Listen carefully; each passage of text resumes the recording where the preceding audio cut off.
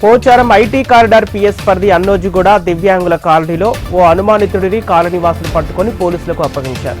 గత కొద్ది రోజులుగా కాలనీలో రాత్రిపూటల్లో వరుస దొంగతనాలు జరుగుతుండటంతో కాలనీ వాసులు కంటి మీద కునుకు లేకుండా ఉన్నారు.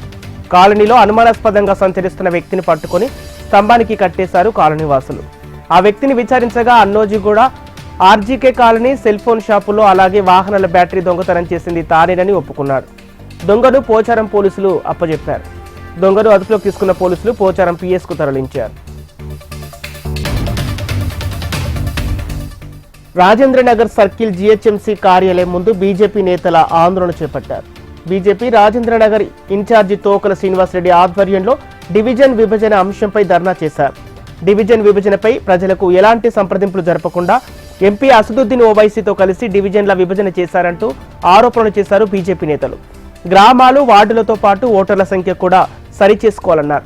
శంషాబాద్లోని 2 డివిజన్లకు సంబంధించి ఒక్కో డివిజన్లో 50,000 చొప్పున డివిజన్లలో సుమారు 1,00,000 ఓట్లు ఉన్నాయని పేర్కొన్నారు.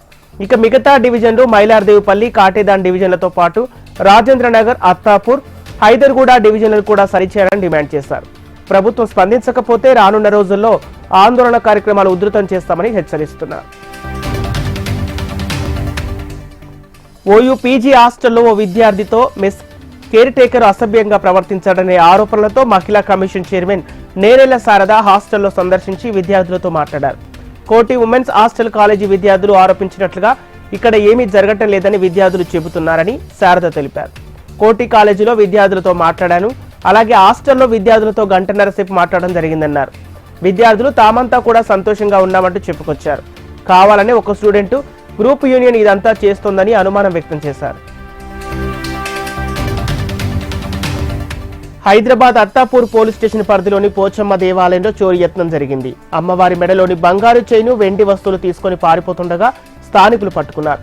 దొంగను కట్టివేసి దేహశుద్ధి చేశారు. అనంతరం అత్తాపూర్ పోలీసులకు దొంగను అప్పగించారు.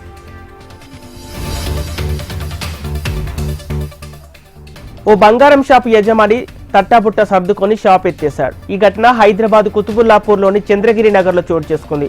రామ్దేవ్ జ్యువెలర్స్ యజమాని కుదువ పెట్టిన బంగారం మొత్తం తీసుకొని బిల్డింగ్ అమ్మేసి పరారైనట్లు స్థానికులు తెలిపారు. దీంతో బాధితులు లబోదిబోమంటున్నారు. దాచుకున్న బంగారం అంతా ఎత్తుకెళ్లిపోయాడని ఆవేదన వ్యక్తం చేశారు. తమకు న్యాయం చేయాలంటూ పోలీసులకు ఫిర్యాదు చేశారు. ఈ మేరకు పోలీసులు ఘటనపై కేసు నమోదు చేసుకుని దర్యాప్తు చేపట్టారు.